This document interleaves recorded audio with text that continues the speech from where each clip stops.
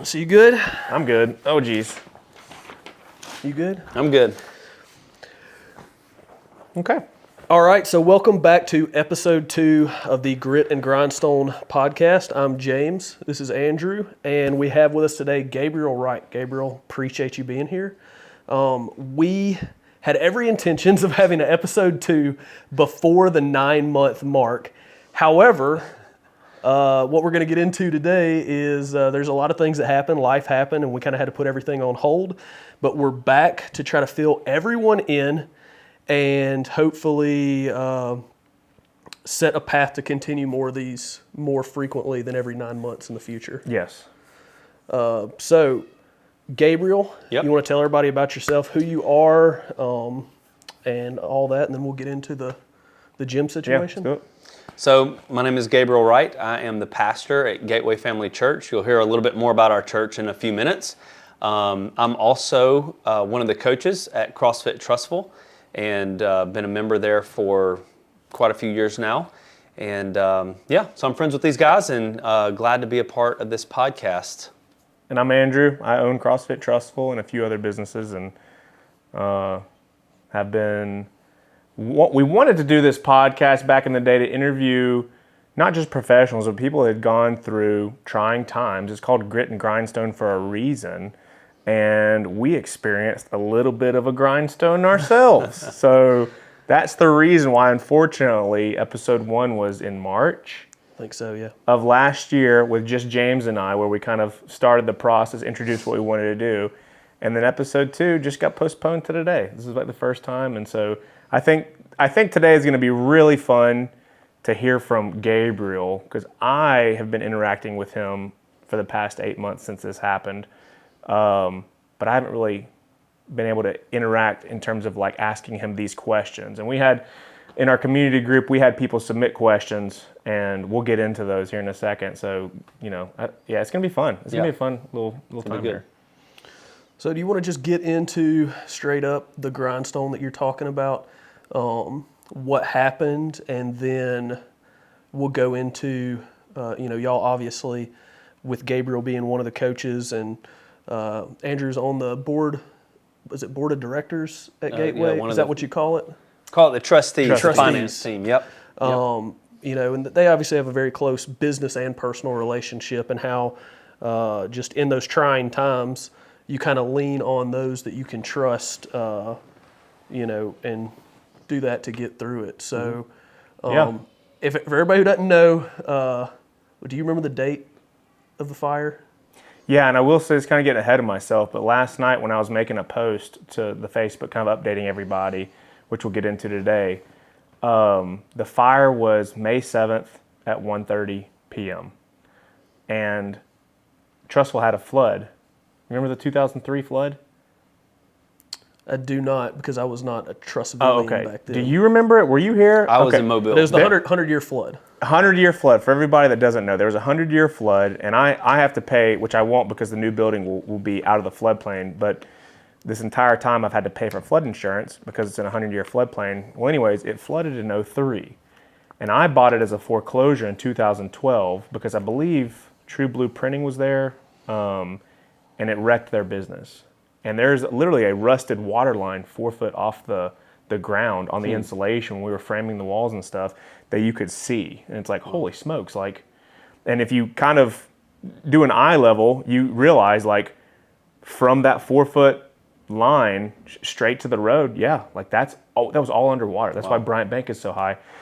So anyways, that flood was 2003, and guess the date?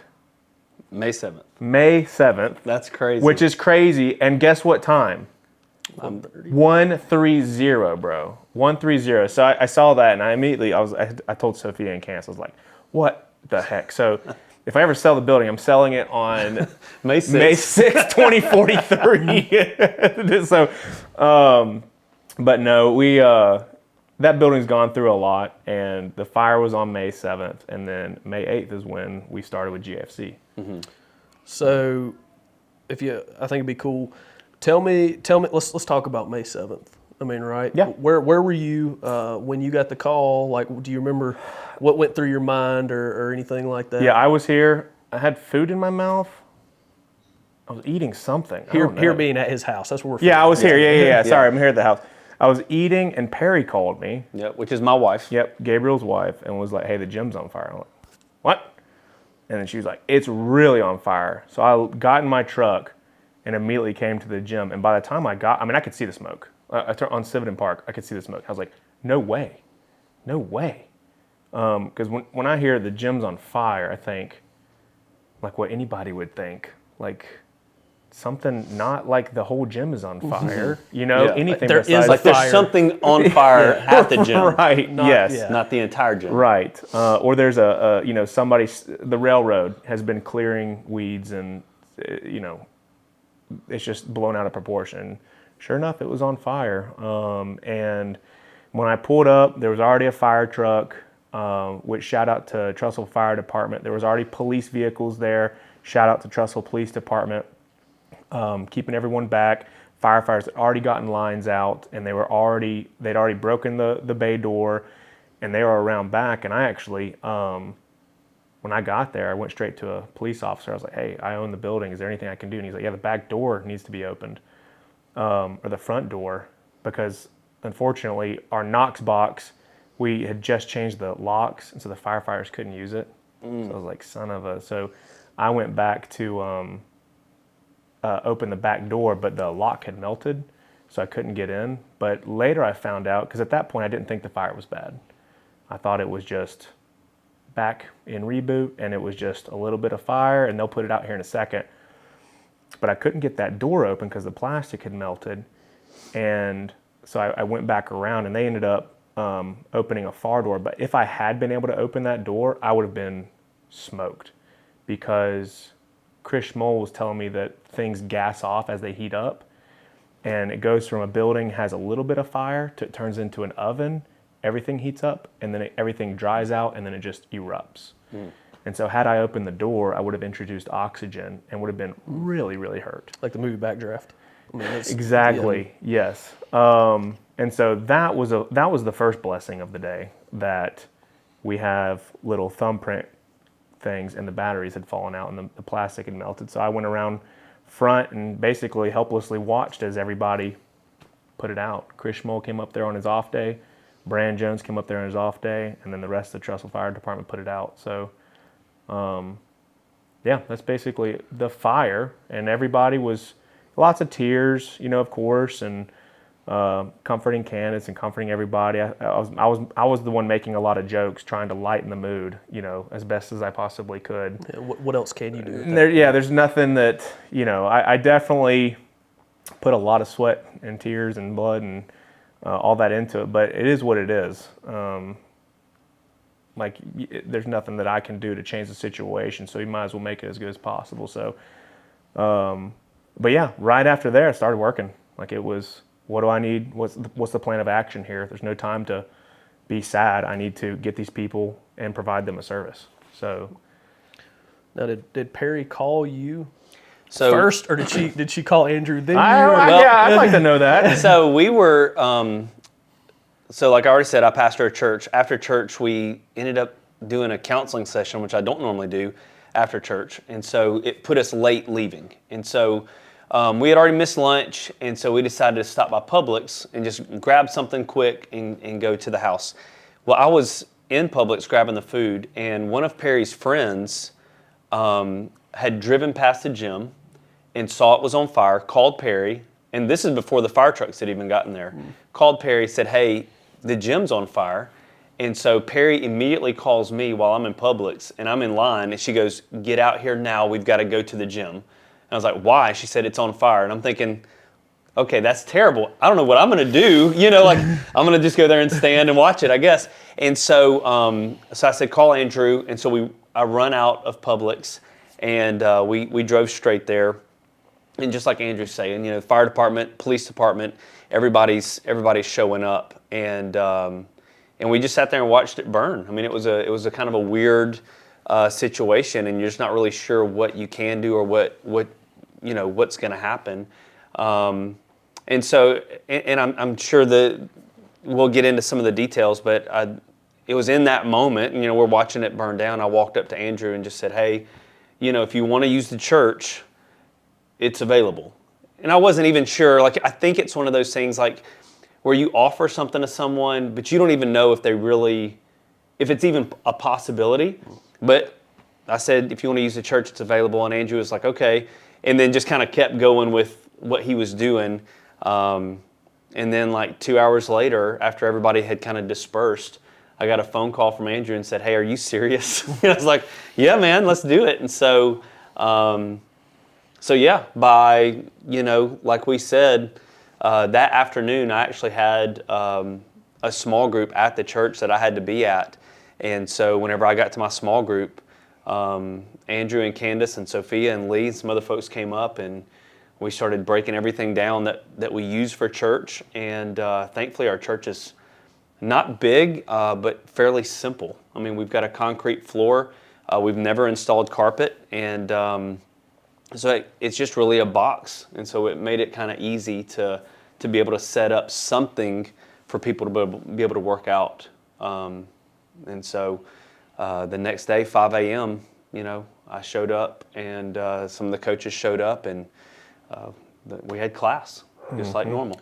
I remember, because I don't know if you remember, I came out there during the fire. So my buddy, Sergeant Robinson, he's the shift supervisor that day, and he called me. So for those of y'all who don't know, we talked about episode 1. I'm a trustful police officer. But Ryan called me and he said, hey man, I don't know what's going on. I'm heading there now, but we're hearing that CrossFit Trustful's on fire. I was like, surely not, but I'm pretty sure they don't have a fire alarm, so I don't know how you would have like a false alarm. Maybe somebody's cooking. And he was like, well, it was called in by somebody driving down Gadsden Highway. And I was like, yeah. And that's when you know, right? So like the guys at the fire department, they'll tell you like they get like fire alarms all the time, and they run there like it, but they know 90-95%, just like our burglary alarms. Like it's just a false alarm. Something has happened. But when you have it called in and they say it's called in by the next door neighbor sees fire coming from the roof or smoke coming from the roof, you're like, yep, this is going to be the real deal. Same thing with us. Neighbor called in that someone just kicked in the front door. It's like, yeah, this is probably a good burglary, right? That's better than any alarm. Is a passerby or a neighbor, man? Like from a block away, they can see the fire. So you know it's going to be a good one. So I threw Logan in the car, my daughter. And I tried to call you, and you didn't answer. And then you called me back, and you said, hey, man, what's up? And I was like, hey, dude, you go, oh, yeah, I know, I'm on my way there. And I'm like, okay, well, that's not the way we call someone back with, hey, what's up? Like I'm going to say, like, let's play video games or something, right? I got down there, talked to Schmoll, and I think I probably talked to Brandon, and then the fire chief, Chief Shots. I went ahead and put a drone up for them that has thermal capabilities. Oh, wow. And so the first thing I was just trying to do is those guys are fighting it from the outside. Like you said, who knows how dangerous it can get. So I got the drone up, put on the thermal view, and then went over to the fire chief and was like, hey, here you go. If this helps at all, like, here's your hot spots, here. And then they kind of kept doing their thing. So, what did it look like? Does it? Well, I had it set to white hot, so the hottest spots are, and that whole back corner. Right. Okay. Right. Yeah, was just white. Because one thing that was surprising to me is, we saw a little bit of smoke, and like I said, with the gas off, Chris Schmoll did a great job explaining this to me later. But when they opened the red reboot door, because I was like, this is kind of embarrassing. Like, the rowers are going to be kind of burned a little bit, but in my head, the rest of the stuff is fine. So we'll have to cordon that off. And when he opened up the red bay door and I saw the jiu-jitsu mats had melted, my brain was like, what's going on? Because the whole building, for those of you guys that don't know, the whole building was not on fire. It was, one section was on fire. The whole building was superheated. It was just incredibly hot. And Adrian also told me this, like if it wasn't as well insulated, if like a window had broken out and introduced oxygen, then it would have fed off that oxygen. Because it was allowed to heat up, it literally was an oven. And so everything melted. Well, I was going to say, it's not like a house that's made out of wood, right, that everything just catches on fire. Because it's a metal building, it, like you said, it literally was an oven. And I remember talking to Candace, and she was like, yeah, well, we were talking about how bad it was and how bad it wasn't. I was like, there's nothing really in there that can burn, I remember like comforting her with that, like, what's going to burn? Insulation, wood, like it's not that much. And when they open up those bay doors, And those rowers were disintegrated. yeah, the ski ergs were gone. Yeah, and there's pictures. Maybe you can put some in. Yeah, post. I'll overlay some video clips here to just show But the the inside. rowers were gone. The rowers were gone, and they're metal. Yeah. The ski ergs, gone. Not even burned or rusted, gone. And so, yeah, when we did that walkthrough, they gave us some helmets, and we walked through, and they're like, don't touch anything. Like you definitely need to cover your mouth because all these carcinogens or whatever. But I couldn't believe it. It looked like a bomb went off. And so that's when we knew, like, we're not coming in here tomorrow. Nope.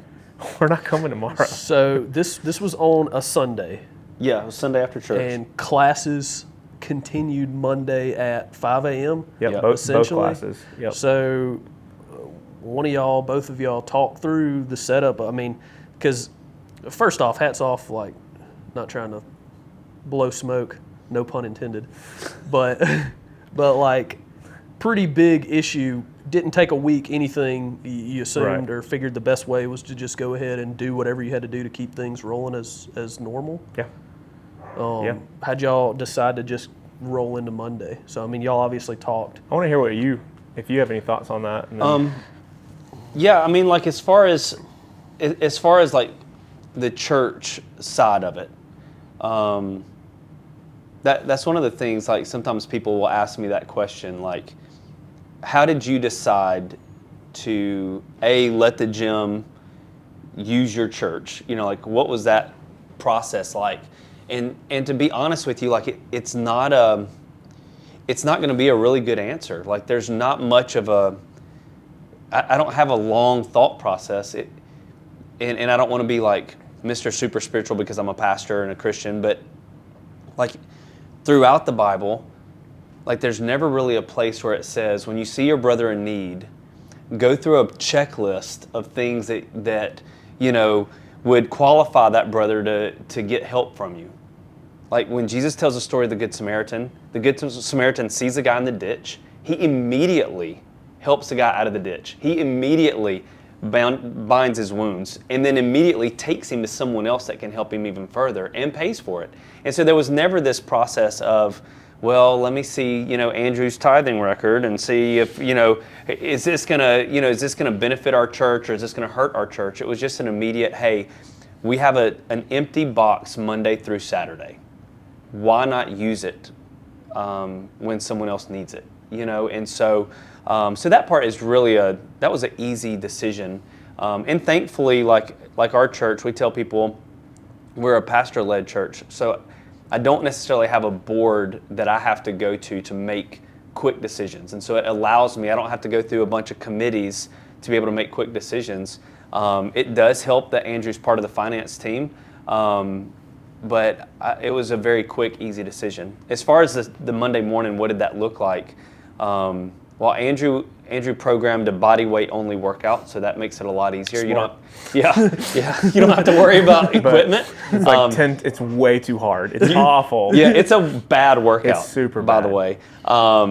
And so while he was concerned about let's try to get equipment, let's see what we can do, and there's a whole story behind that he can tell.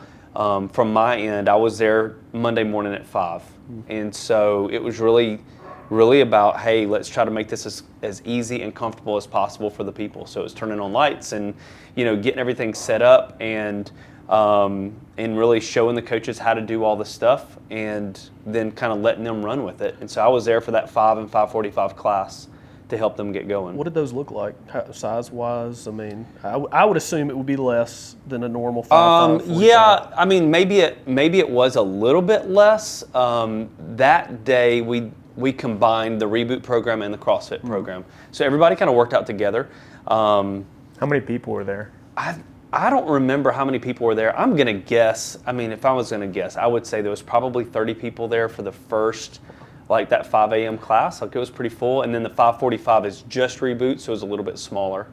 So what was everybody's? I mean, what was the atmosphere? I mean, people are walking in, which y'all had to reach out essentially through social to say like, hey, don't come here. The building burned down. This is Yeah. where we're at. But I mean, yeah. what was the atmosphere like for the first people walking in? Like, It was really good. Like I was surprised at how good everybody's attitude was. It does help. We have some church members that are also gym members, and so there's some of that crossover. So having some people that go to the church already, it helps. It helped everybody just kind of feel a little bit more welcome. So as they came in, it wasn't like we're having to explain to every single person, hey, this is where the bathrooms are, this is where the workout area is going to be. There was a lot of people that came in and immediately knew what to do, and so that kind of helps other people feel a little bit more comfortable whenever they're new to the facility. And so actually, in my opinion, the atmosphere was really good. Like I felt like everybody, it was new. And I think we captured that moment of, hey, this is a new experience for you. And so I think everybody really enjoyed it. Now, had we tried to live off of that moving forward, I think it would have lost a lot of momentum. you're talking about like body weight only? Yeah, if you would have tried to just do body weight only, or if we would have said, hey, we're only going to do dumbbells and kettlebells, but the fact that Andrew brought in a rig, and so we've got a rig set up outside, and we developed a running trail, and there's other elements. I had a pastor one time tell me, don't ever remodel the whole space in one moment. Remodel little bits at a time to keep momentum building. Mm-hmm. And so that was when I was a youth pastor, and so I used that as a youth pastor. I would do that. The same thing happened with the gym and the church. It wasn't like we went from body weight to an entire gym setup. It was little incremental moments that, in my opinion, helped maintain that momentum and that excitement of what's going to happen next. What are we going to do next time?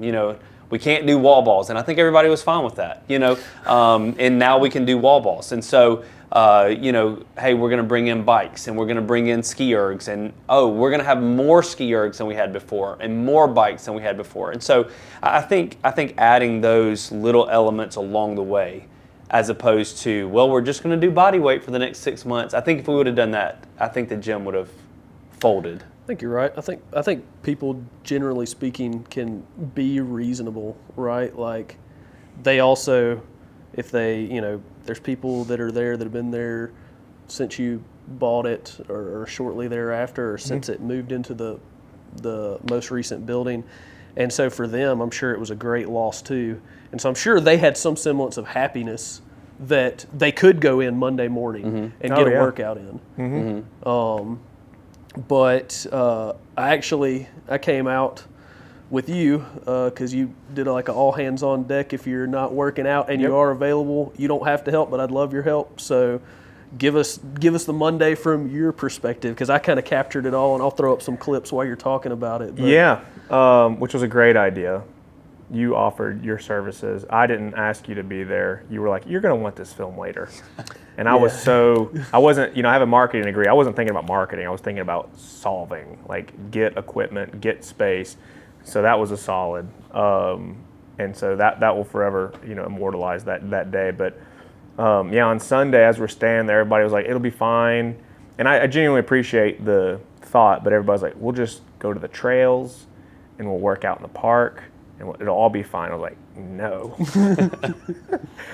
No, we can't. Like, as much as we are a community, and the shirt says fam, like truly a gym family, to me that would be lazy or doing a disservice. At the end of the day, it is a business. There is an exchange of, we're not in a bartering system, so it's money for service. And I feel obliged to provide the service to the best of my ability. And if I can't meet that, then what is being traded should be reduced. And so I tried my best to live up to that. And there was no excuse to do that. There's no way we're going to the park. And so on Sunday, I called a buddy of mine who was going to open up a gym, and it fell through. And so he had a bunch of equipment that wasn't being utilized. It was kind of gathering dust and mold and mildew. And I said, hey, I don't know if I'm going to be able to afford this. Can I get on a payment plan? I'll start renting it, lease to own. I'd like to buy all this equipment. And he was like, sure. And I was like, can I come pick it up right now? And this was at like 3:30, 4, 5 o'clock. And he's like, well, my daughter has some type of recital. And he's like, you can come in the morning. And I was like, darn it. Because I wanted the church set up that night. I wanted to be ready. Just like Friday Night Lights or any competition, I like to plan, tape it out, mark it out. And so I was like, that's totally cool. And so the next morning at like 9 or 9:30, something like that, maybe earlier. I think it was earlier. I thought it was like 7:30. It may have been because we tried to showed do up it during bring class. stuff in during the 8 o'clock class. Yeah. Yeah, that makes sense. So somewhere around there, we all drove. I expected a couple people to show up, and we had 4 trailers, something like that, and we slapped them full. And as a side note, we have more equipment now than we did then. I mean, we have 3 times as many dumbbells and kettlebells, and twice as many bumper plates as we used to have. And so once we get into the new place, we're ready. We're ready to rock. We have 2 storage containers, for anybody that doesn't know, full of equipment. People that go to the gym now don't realize how much equipment we have. But a lot of that was secured literally on day one, that we still can't utilize, but will in the future. But yeah, we went, picked all of that equipment up in Springville, loaded it up, and drove our overweight trailers back to the gym and just unloaded it and just tried to put it wherever we could, put it in closets. We eventually organized the closets, which you said you're grateful for because they were, but once we leave, they'll definitely be empty. But right now, every Sunday, they are slapped full to the brim. But yeah, we got barbells lined up in the closets, rowers, bumper plates, sandbags, all that stuff just slammed in there. And we brought in the mats, the 5 a.m., 5:45 a.m., and probably 8 a.m., did the workout on bare concrete, and then we set up the whole gym. And it looks like a gym. People sign up now, and it's so hilarious that people are signing up inside a church, and not as a slight to the church, but because it is not ideal. The building is not ideal. We have a rig outside, we have handstand targets outside, but what we solved at the very beginning is kind of carried through, and like you said, we've carried that momentum, and like, how can we refine this and refine it, and we've kind of hit our stride at this point. Do you think people feel like it's normal now? Yes. The space? Yeah. Because, I've been in there. So I film and make content for CFT, and so I'll go in there every so often. I'll film reels, and so I've kind of got to see from an outsider's perspective. Right. And I'll say that the gym attitude and the way people are, especially today, looks just like it was in the previous building. Yeah. Like it's just the norm. And I know everybody's excited, right? Brand new building coming soon and this, that, and the other. But I think it's cool that everybody's kind of settled in, and I'm sure you've had some growing pains just a little bit, which also I feel like we need to talk about the church in too, because since I joined the church, I feel like every Sunday morning it's like we're grabbing extra chairs, lining 100%. the walls. And so at this point, y'all took 2 businesses that are still thriving and have smashed them into one building, bursting at the seams at this point. Talk about the church growth. I mean, well, let me say this too about the gym. You talked about the attitude. So I do get to coach, which is nice, because I get to see it from a different perspective too. Where maybe Andrew sees it from an overall perspective, I see more of a ground level because I'm there, in the mornings or in the afternoons. And something I even noticed, even today, so we've got mats set up on the floor, and I'm sure you'll see that in some of the pictures. And someone came into the 9 o'clock class today, and they stood on a mat, and then immediately looked down, and they said, "Oh, not my mat," and they moved over to another mat, and they said, "That's Mike's mat." And I just thought it was funny that even now, like, people have settled in so much that they have their space within the space. which is very much like the old gym. Like there at the old gym, there were certain places on the, in the gym where people always went, to lift, or always went for whatever for their workout. And I just thought, man, if you can, it just proves it's really the people that matter more than anything else. And when the people become comfortable with something, or the people become used to something, then that helps maintain that environment, that culture, so they can really go anywhere. You know what I mean? If you can maintain the culture, then the space doesn't matter as much. As far as the church side is concerned, it has been pretty interesting. We've had a lot of people. I feel like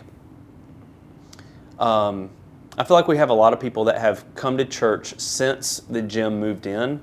And a big part of it, one of the things I was telling someone, as I said, I think there's people in our community that are looking for a church.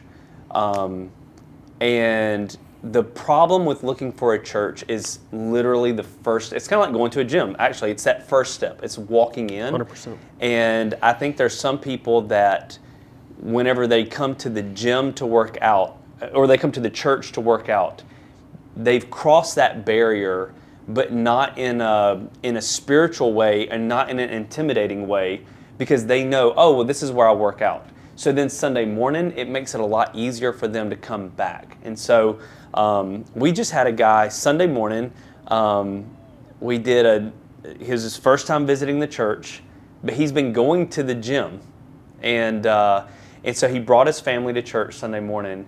And we had this like new members class after church, and so he came to the new members class, and he and I were talking, and he said one of the things I love about the gym is the people and the atmosphere. And he said, I started realizing that some of the same people go to the church, so why not go there and experience my same friends? I already know people. It makes it easier for me to go to church, and so we've had a lot of that. And then on the flip side, we've had some people from the church start going to the gym because, again, it's convenient, it's easy. They know the place, and now they know some of the people, and so it's really been a really neat back and forth between the two entities. And as far as the people are concerned, it's really been a cool thing.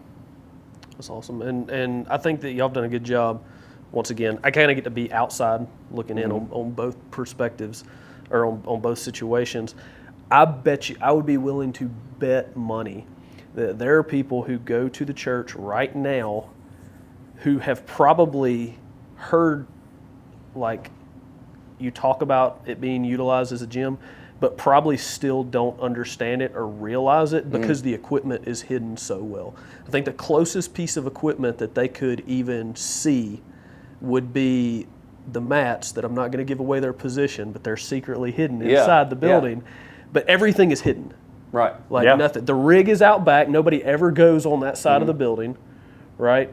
And then you've got the 2 shipping containers, which could be for anything.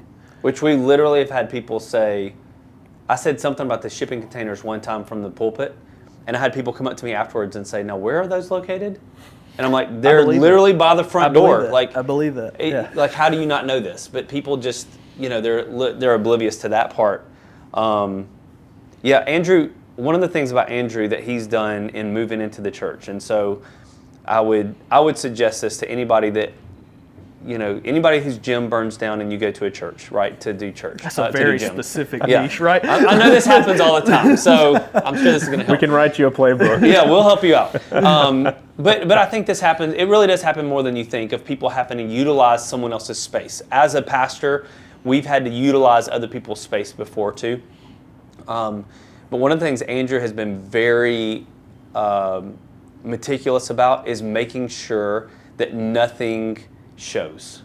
And there's even been times when I've said, oh, I don't care if this gets left out. Like, it doesn't bother me. And Andrew's like, no, we have to find a place to hide it. And so he doesn't want anything to be taken away from, like on a Sunday morning, he doesn't want people coming in seeing the gym. He wants people to see the church. And so that's really a good attitude. Now, I think personally for me, he takes it too far, and I think that's a good thing, right? Like, I think that makes for a good partnership because we can balance each other out. But we've literally had people the first week maybe the first week I think that the gym was at the church, we had a women's small group, and some of the older women in the small group walked in while we're setting up equipment and getting stuff going. And maybe there was a class finishing up, maybe the 12 o'clock reboot class was finishing up. And these ladies were like, they walked in and they went, oh my goodness. And I thought, it's at that moment as a pastor, when the elderly ladies in the church walk in and they see something, it's like, this is either going to be really good or it's going to be really bad. And they went, oh my goodness, this is so wonderful. I love this. And I was like, that's it. Like if you can win over the elderly ladies in the church, you've won the whole church. And so our church has been great. Like the people don't care what one bit. And I will say this, you said I care too much. You said, that's what you said. Yeah. You care too much. And I will say, I think you don't care nearly enough. Because I know that leaving the gym equipment out does not make the building any more holy. It does not. But Gabriel, when I first got in there, I was like, you're the gym owner. I am what the cliche pastor would be. Because me as Andrew, I'm telling Gabriel, I'm like, hey, like, we should put these mats. I wish we had a place for wall. He's like, oh, do the wall ball right here on this wall. I'm like, no, the wall ball get dirty. He's like, people don't care. Yeah, just do the wall ball here. Let's do handstand targets right here. I'm like, no, we can't do that in here, Gabriel. And he's like, well, let's see. Oh, we could attach this here, and we'll put this here, and these racks here. Oh, we could bolt them here. And he even told me, leave the wall ball racks out. Like, nobody will even notice those on Sunday. And so, I think, like, I agree with you completely. I was being funny, but I agree with you completely. It's been a good balancing act of how can we make this work while respecting everyone who expects what the timeline was for the church and the gym too. Like how do we mesh those? And on Monday through Friday, it's a gym. I mean, straight up. And then on Sundays, it's absolutely a church. And it's pretty special. Yeah, for sure. I mean, like we said already, and I'll throw this little tidbit in before you move on. Like when our church was young, we didn't have our own home, and so we had to, we rented a skate center at one point, and we had to borrow like other people's churches to do practices and worship stuff, and I remember like going into someone else's church and. We did a worship practice in their church, and we got a call the next day saying, hey, you can't do worship practice in our church building anymore. And I said, why not? And they said, well, someone forgot to move a music stand back to its spot. And so literally a church kicked us out, who we are a church, because we didn't move one music stand. And so that attitude is something that you find in a lot of places. And for us as a church, we've been helped so many times. Like we've had so many people bless us and help us.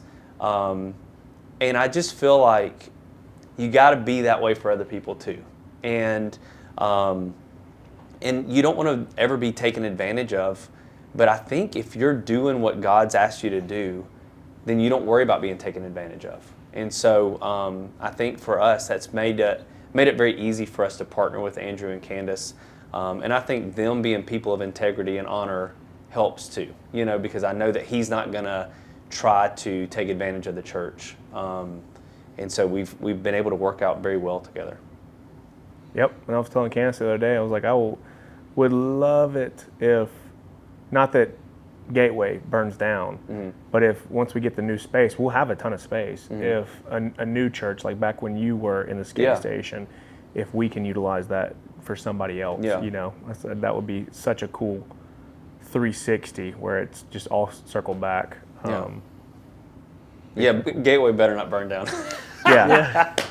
But I know where I'm calling. I'm calling you first thing. Andrew's like, well, I don't know. I heard this one time y'all couldn't even move a music stand back. You were slobs. One of the questions I asked in the community group for the gym questions, one of them was, will we help, like once we move back, are we going to paint the inside of the gym? And so that was one question I wanted to answer while it was on my mind. Like, absolutely. Like, there's definitely, as good as we've tried, we've definitely, it's a little CrossFit Jimmy where we've set the wall ball rack and it's scuffed, or the sandbag rack. And so, yeah, absolutely, all that stuff is going to be pristine. You can see like dumbbell marks on the bottom side of the stage if you look really well, which you can't really tell on Sundays, but when all the lights are on, you can tell. But all that stuff will be reset. So that was a good question. That 100%, there's no way I could leave and be like, well, it was nice knowing you, Gabriel. See you at the Good luck with gym these later holes this in the wall. afternoon, you know. So, yeah. Well, I think that was one thing that was really cool about our particular building too, is we got this building essentially kind of like in foreclosure. Like the people that had built the building didn't even finish it when they left. And so it wasn't like our building, I'm really thankful for this, it wasn't like our building was pristine to start with. And so it really makes it a little bit easier. Like, yeah, if there's a scuff in the wall, it's like, it's okay. We'll fix it later after everybody leaves. It's fine. But our church, it's not like our church people are like, we just built these walls. You know, no, you didn't build any of it. And so it's fine. Like, we'll be okay, you know. That is something that I think is unique. And maybe it's just unique to our church, but I don't have anybody in church or church leadership say anything about the gym. Are we still live? Mm-hmm. Yeah, let's just roll. Oh. Yeah. That's great. Yeah. I mean, the only comments that we get in the slightest bit of negative is from our worship pastor about the chalk. And it's just making sure that we cover his equipment on stage because of the chalk in the air. That's it. Fair. Like, I mean, if He that's probably complains less than we do. yeah. and that's like on the rare occasion that somebody forgot to cover. Well, it would be him. He forgot to cover a TV or a Aviom system or whatever the case is. But it's weird. Like I never hear anybody in the church talk about anything having to do with the gym, and they don't talk about like even the setup on a Sunday after church. Nobody's saying, why are we doing all these chairs? Nothing. Not a peep. Yeah, now that I think of it, people are like so relaxed. Mm-hmm. They'll just congregate while you're moving chairs and not even move. Yeah. And like... Yeah, we've laughed about that before. Yeah. Like, we're literally hauling chairs out of the room and we're having to ask people to move because they're just standing there like it's nothing. Yeah, nobody cares. Nobody's asking why in the world are the chair... Nope. It's whatever. Yeah. That probably leads a lot into like being surrounded by just people they trust. Like they know whatever's happening is good. You know, there's no reason for them to be concerned about anything. Yeah. But like you would think I would have people saying, "No, when is the gym going to be out of here? You know, when are they going to leave? What's the plan?" No one asked me that. No one ever asked me that. So. Well, scrap the whole building a new place then, man. It sounds like just y'all keep are rolling. comfortable, like everything's good. Chance. No chance. We've had like 6 people sign up in like the past week.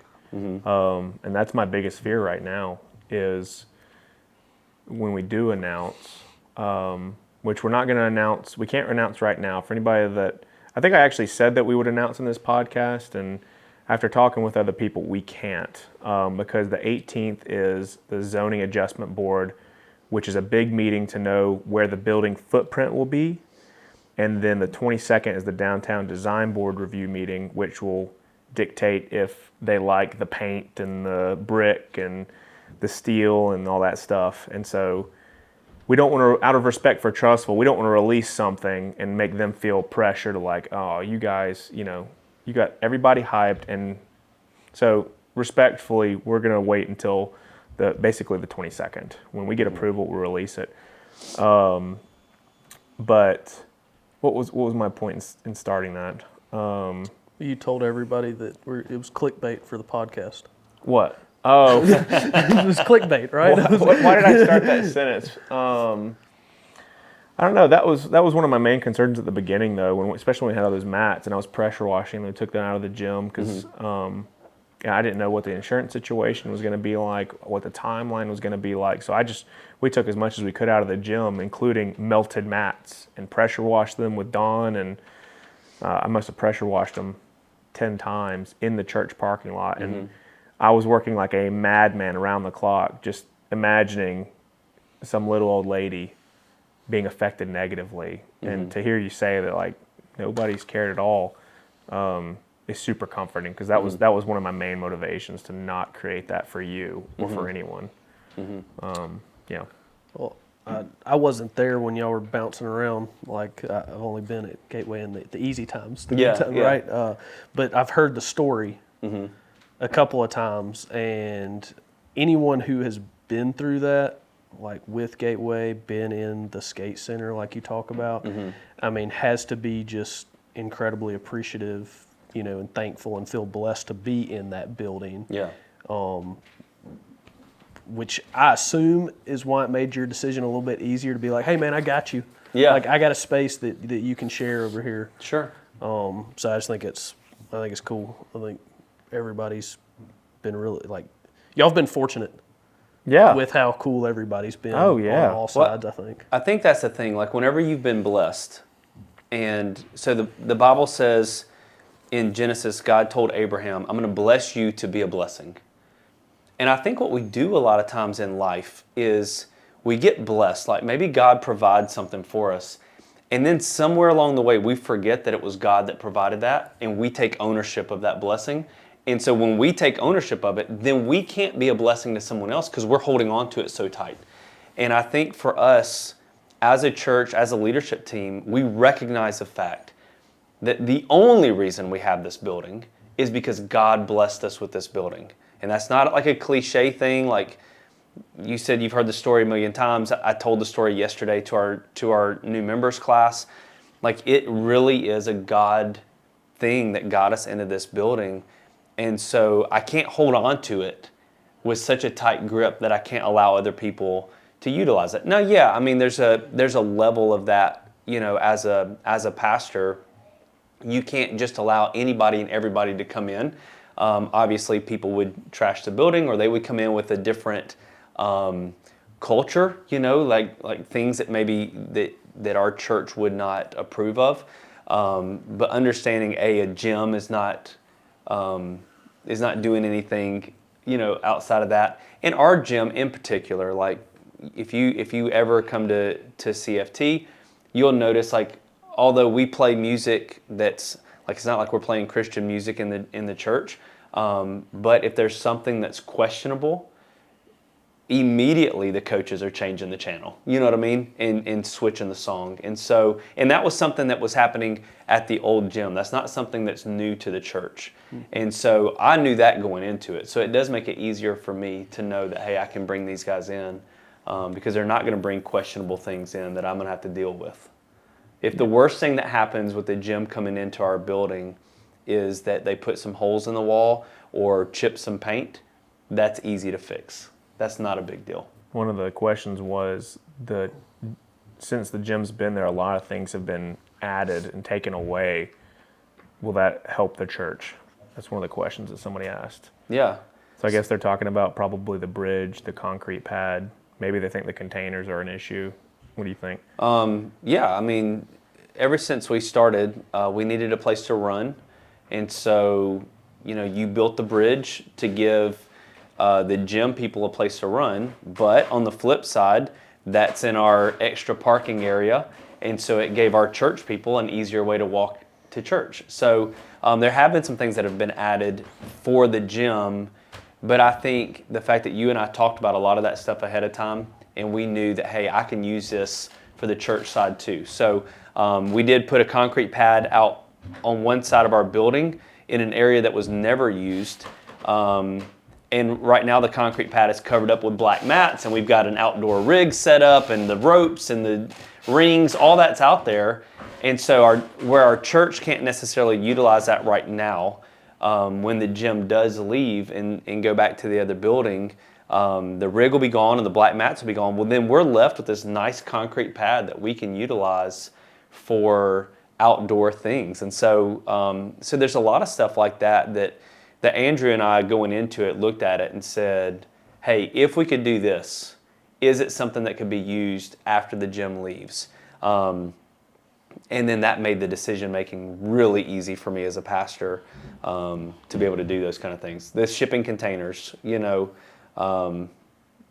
if we use the shipping containers, you know, what's going to happen whenever the gym leaves? Well, the gym can take those with them, or Andrew could sell them. Like, there's a lot of things that can be done with them.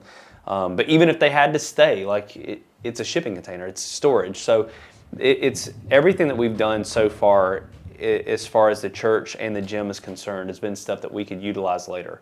So even right now, we're at a place where, and you would just have to see our building to understand the awkwardness of it, but literally our offices are built into the sanctuary of the church. And so those walls, we're looking to knock those down. Well, it's a good thing for the church because we need the space for seating on Sunday. And it's a good thing for the gym because they need the space for working out Monday through Friday. And so so it's stuff like that. And then as I preach, sometimes I just continually throw out little tidbits of, hey, we're going to be knocking this wall down soon. And so it just helps keep our people to where they're not shocked by anything that happens. I told myself I wanted to leave when we inevitably leave. We wanted to leave it. It's almost like when you go caving or hiking, leave it better than you found it. Mm-hmm. We don't want to be that person that goes on a hiking trail and leaves our trash and you can tell we're there. Mm-hmm. We want to leave it with a bridge, with the trail that Mike cut, with the concrete foundation, with the offices, with a private trailer for Gabriel, with more space, with whatever we can do, because that's what it's all about, right? He's helping me. I want to do my best to reciprocate that as much as I can in every way. And I say he, the church, everybody that's there. Because at the beginning, I recused myself from, I was like, Gabriel, like, can we use the space? Like, ask, there's Paul and Tim and all those guys. And I recused myself because if it wasn't a good fit for the church, we were just going to go figure it out somewhere else. And yeah, it's been such a healthy experience, just to see, like, when the limits of everything are tested, like, true relationships are they maintain their integrity, so. Absolutely. So with that, I think this question goes right into it really well. Gabriel, will you be sad when CFT is no longer at GFC? No, I mean, I'm not going to be sad.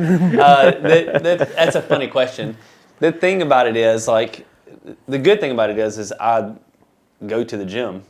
So I've got that experience too of I want the new building. You know what I mean? I enjoy that. Now, I'll be sad in the sense of it is nice to be able to go work out or coach and then just walk to my office. That's great. Like I'm at work, and so I'm at that building all the time. But I will be happy for Andrew. I'll be happy for the gym and for my friends. And I'm a coach there too, And so being a coach, I recognize the limitations of being in the church. I'm not one of those people that, because I'm the pastor, I think that the church is the best thing in the world. It's not always easy. I mean, I'm trying to coach and teach. There's some classes that we have where Reboot is a different part of our programming, but we've got our Reboot programming and our CrossFit programming going on at the same time. And so when I coached this morning, I coached 8 o'clock. I've got 8 o'clock class all to myself because there's no 8 o'clock Reboot. That's great. I can do a lot of teaching.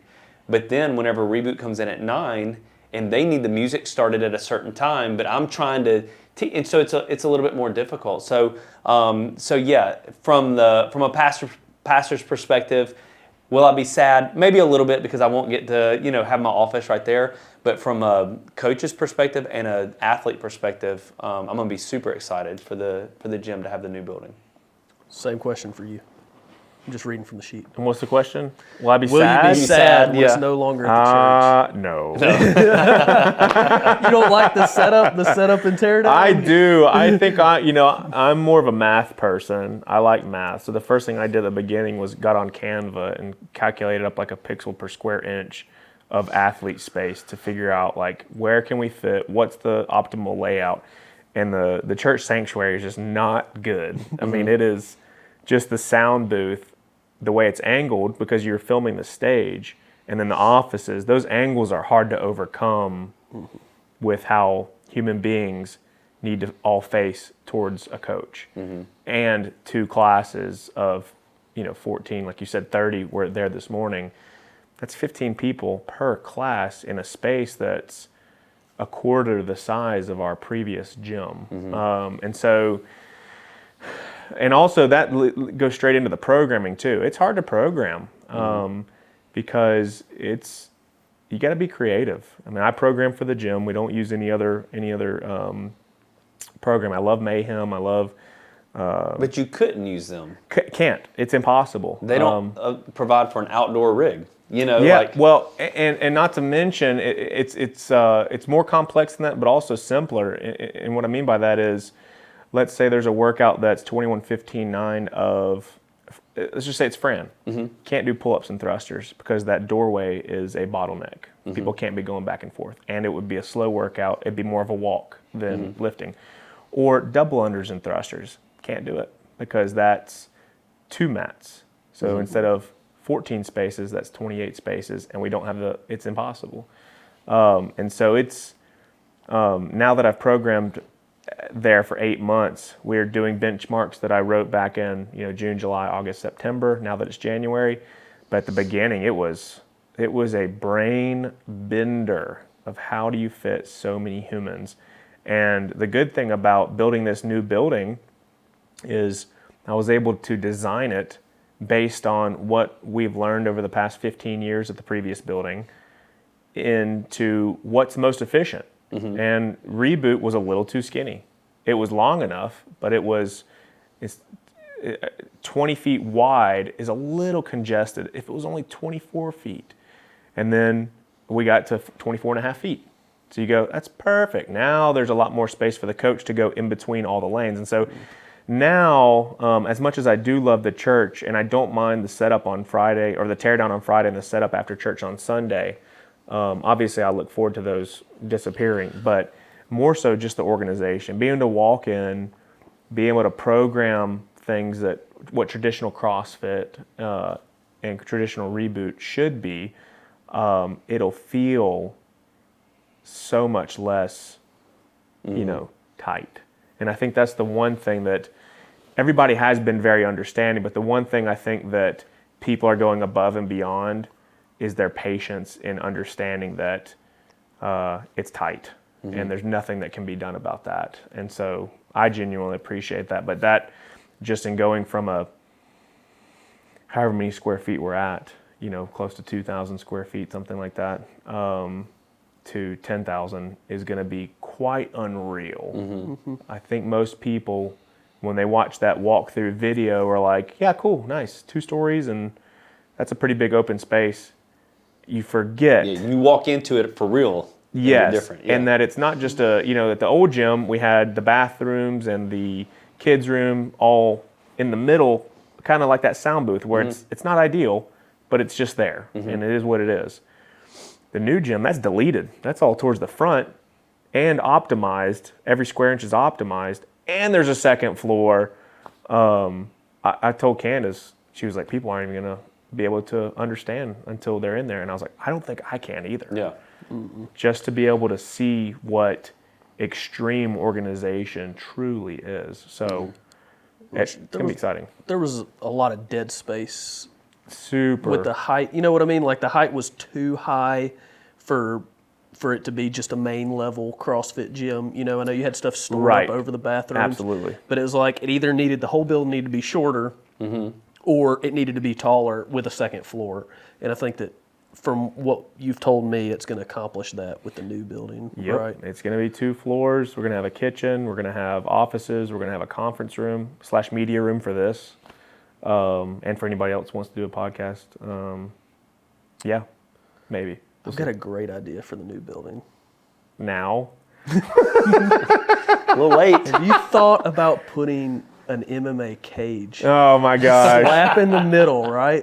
So that was one thing that we can do. I was talking to Todd. Oh my goodness. I've got probably 150 ideas for events and things that can happen in every space. Thank you, ChatGPT.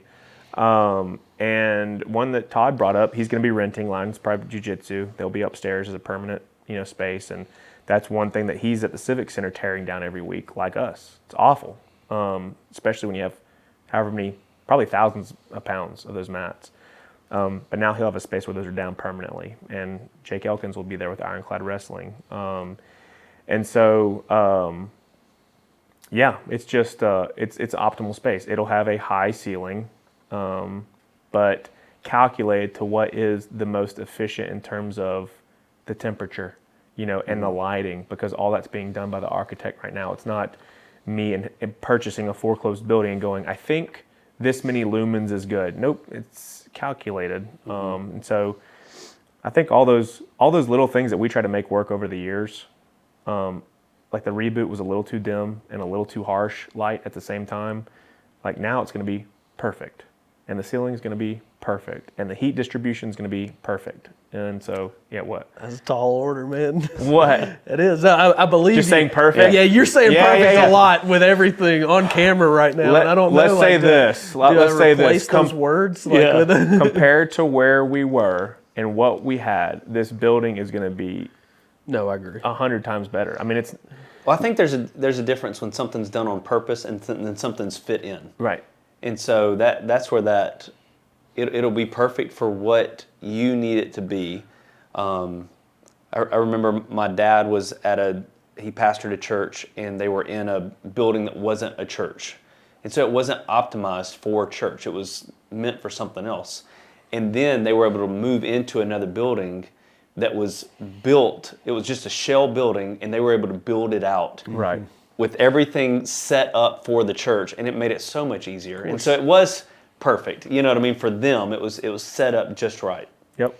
One of the questions was, are we going to have fans like we used to have? Yeah, I was about to start just like Oh, I was my about gosh. to just start spitballing these. I couldn't forget that question, which is hilarious because for those of you that don't know, we did not have AC and heat. We had, it was called Big Bertha, which she probably survived the fire. Yeah, there's no way. If I that didn't recycle her, survive. I'll probably get, that's what's going to afford the new Pay gym. off the bill. Yeah. We called her Big Bertha. It was 150,000 BTUs of raw gas heat. And so, anyways, I say that we'll have heat and AC, and one of the questions was, will we have the fans? And so we will have a Big A fan. That's the brand name. But maybe we'll have a couple fans, but they shouldn't be needed.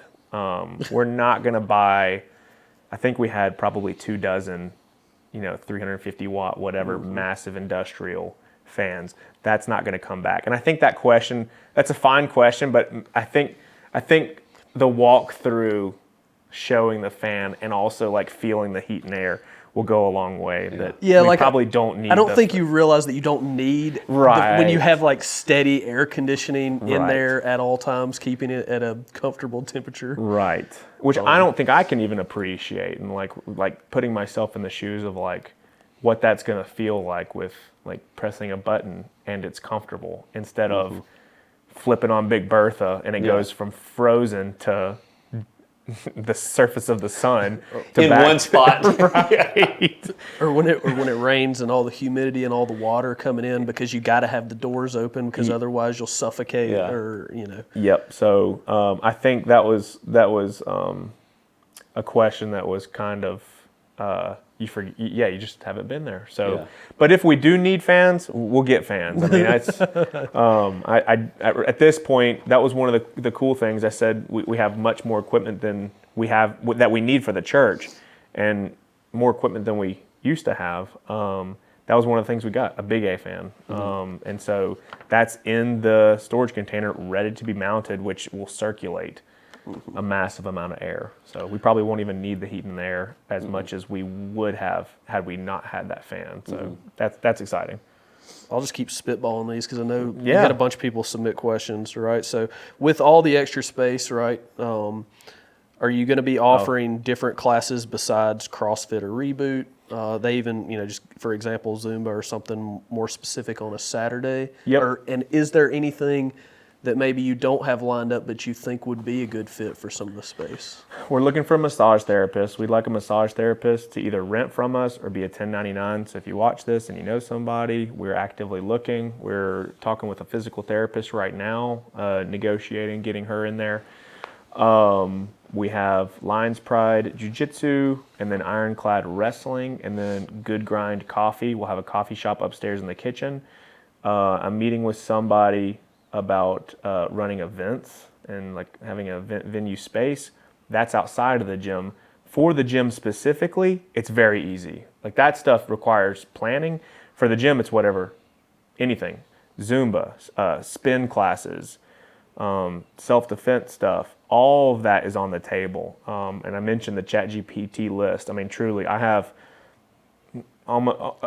less than 200, but more than 100 line items of what the spaces can be utilized for. And so we'll have youth. We had Sophia's Peak class. We used to have clinics that we'll bring back. We're bringing in skill sessions that can be added onto membership, which are 30 minutes.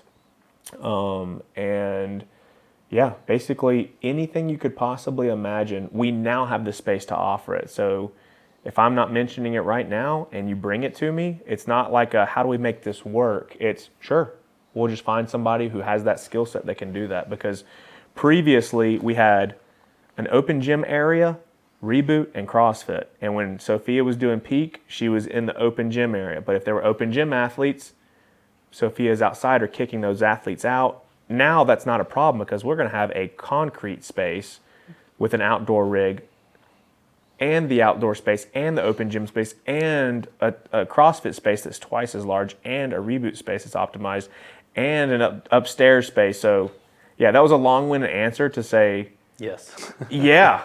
Anything. You're up for anything. We're up for anything. Yeah. And I've tried to think about that, but it's almost like it's such a large concept that we're going to pin those down basically once we get into it and see what people want. Yeah, so if people want Zumba and somebody teaches Zumba, contact me. We'll get you in there. What about, I know you just got to get everything approved, but they're asking about an approximate demo day and also how will gym members help on demo day? The building's going to be demolished as soon as we get approval. I mean, that the GC knows, like, as soon as we can go, which is after these 2 meetings, he's going. And that's just going to be, company comes in and does it all. I mean, this isn't going to be like on all hands on deck. Like no. That's how I took it reading the question. Okay, yeah. So, no. Bring your sledgehammers. Yeah. So we do need Does anybody have a crane? The wrecking ball. Okay, so this is going to start the things that I can no longer do. Like, I definitely did a lot, and I do a lot at the church as well in terms of building and painting and all that stuff, as does Gabriel. But you will not see Gabriel and I with a tool belt. It's going to be a professional job. Where they're unbolting, things out of the foundation and getting big old trucks that we could never afford. So, but that process, I have a buddy who had to demo a building, and he said that they were out there within a week. So, I don't know if it's going to take a week to demo, 2 weeks, a month. I have no idea, and I don't want to get anybody's hopes up. But I do know the day we get approval is the day we book that. Okay. Yeah, and then and to answer the other question, what can the members do? Eat popcorn. We're going to try to rent a popcorn thing and just sit across the street at TP Engineering and just watch, because that will be. Do you have an earliest possible demo date? No. You don't even want to put that on there? No way, because What's the date of the last committee thing you're waiting on to look at? 22nd. The 22nd of That's January. it. Unless they delay it, and say. What could happen, worst case scenario, not this worst case scenario, we're past the worst case scenario. Worst case scenario was in November. The gym burns down. Yeah, no, worst case scenario was actually November when they told me the building couldn't happen. That was worst case scenario, because there was, I don't want to get too off topic, but between the railroad and the city variance requirements, blah, blah, blah, it pushed the building forward, which put it over Jefferson County sewer, which our civil engineer was like, they're not going to budge. This building won't happen. That's basically what he told me. And I was like, what do you mean it won't happen? He's like, this project's dead. It's like, but it can't be. But no. It can't. Like, there's some problem solving. He's like, and I met with him, and he's like, Jefferson County does not budge, blah, blah, blah, blah. It's dead.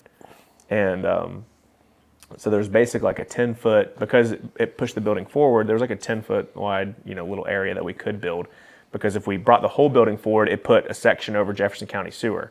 can't do that. So you like cut the building in half. And I was explaining this to a buddy of mine, and I was like, yeah, so basically we'd have to build a building that's 120 foot wide by 10 foot.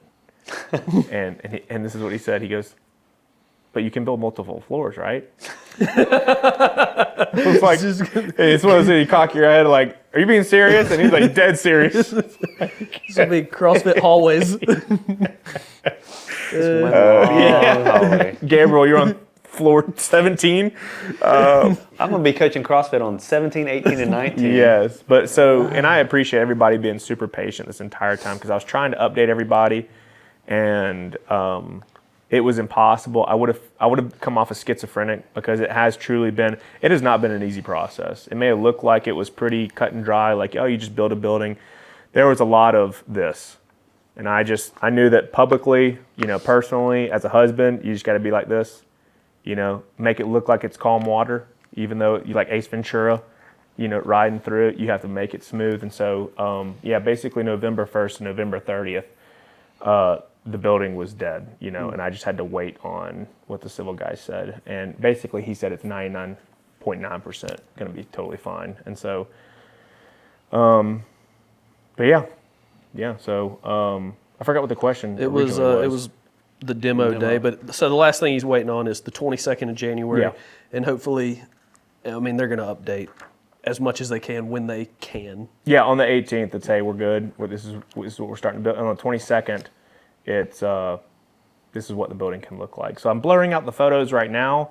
All that will be unveiled. We'll have a walkthrough by the architect, which we released in October, of what it previously looked like at our Barbells for Boobs event, and we're breast cancer research. So I just felt like I had to, we raised a record amount, which is something to be said because that was the most we ever raised. And gym memberships down, spaces down, and we hit a record number of registrants and donation, which is pretty incredible. But on basically the 22nd, if we get approved in the morning, I'm going to post that afternoon or evening. If it's approved in the evening, I'll post on the 23rd in the morning. Let everybody know. So this one will be, you kind of touched on it, but anything else, or I felt like you touched on it a little bit. One of the questions was, in what ways has the church benefited from having CFT in the building during the week? Well, we already talked on it a little bit about, we have had some people start coming to church, maybe that wouldn't have normally come to church because they're comfortable already knowing the people and knowing the building. As far as like, business-wise or whatever, that side of it, we've already talked about that too, like the bridge, the concrete pad, the building. There's a lot of stuff like that where we've benefited, and that's because, Andrew's willing to get out there and work and help and, make things happen for us that's going to help us. So, I think there's a lot of benefit. I think, like, if there's anybody out there watching and you've got a space available that you're wanting to utilize. So churches, I think, are ideal spaces to be utilized. We use them literally Sundays, sometimes Wednesdays. And so I think pastors are missing an opportunity a lot of times to be involved in their community or be involved in the lives of their people by not allowing anyone to use their building. So before Andrew and the gym came in, we let Ironclad Wrestling, they did a season at the church. And that was a challenge, you're having to set up and tear down for that too. And so, but at the end of the day, again, it builds community. And with Ironclad, we had people come visit the church because they had come to bring their kids to wrestle on a Thursday night. And so it just made sense to come back on a Sunday morning to check things out. So I think it's a big benefit overall for our church and for any pastor that's looking to, be a help to their community. I think it's a smart move to see about those opportunities. So this one is, when will we use the rig during church? Well, actually, what we're looking at right now is we're looking at knocking down the office wall, which creates more space. We already talked about that. But for the open, we'd really like to have a rig set up inside. And so I think that would be ideal. And so Andrew has a rig that he's purchased, and so we're trying to figure out how we're going to set that up on a Sunday morning. And Andrew immediately was like, and we'll figure out a way to cover it up and and I'm like, no, don't cover it up. Just leave it open. Like, who cares? It's just a rig, you know? Not to interrupt you, but going back to the I care too much and he doesn't care enough. Like, that's what he said. He's like, leave the rig. Like, yeah, it doesn't matter. During church, looking over. I don't and there's care. Like, I'm the one preaching, so it doesn't I know, matter. that's crazy. I have It's to see incredible. it. Technically, if everybody's looking at you, they won't They see the rig shouldn't behind be them. looking at the rig. and Right. what I've learned is people Right. may not even notice. Okay, No, that's the point. No, I get what we've said about they don't notice that there's a gym in there. I think But if they're you gonna- put a rig, a 16 pull-up rig. I think inside you the give church. them a week or two, and it's just gonna kind of fade into the background. But yeah, we probably won't be able to utilize that on a Sunday morning. Although I did have someone tell me the other day, one of our firemen, he was like, "Hey, I saw where this church had like flamethrowers and someone coming in on a zip line," and he said that tongue in cheek, like asking me when we're going to do that in church. And so yeah, maybe I can hook up a zip line from the rig and kind of zip up to the stage. Probably not. Maybe for the Friday Night Lights. Yeah. That's a good idea. Most of those questions were good. They were pretty. Yeah. There was We one- answered a lot of them. Yeah, that's what I'm trying to read because some of them I think I asked it was stuff I wanted to know. So beat you to it, anybody who wrote these down.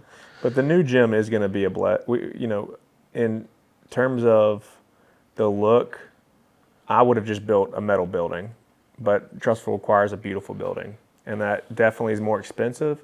But it's a blessing to know that it's going to look great, And then with the size of it, we're going to. You mentioned blessed to be a blessing, like 100%.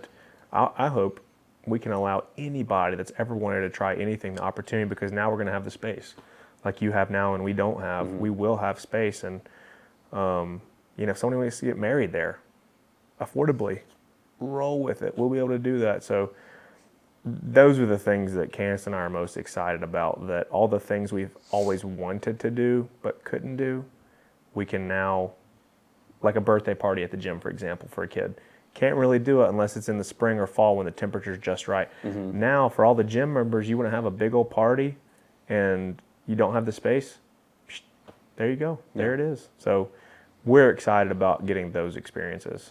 Just, watching kids play and watching people be happy inside the space that we made. So, Well, I'm excited for you guys, and I'll be there with a camera. I bet. I'll be there with a camera, and you want to talk, or just real quick touch on, probably everybody knows, but Friday Night Lights. Yeah, we're going to do... And the live stream is happening this year. Yeah, we're going to do the live stream. Yep, we'll have...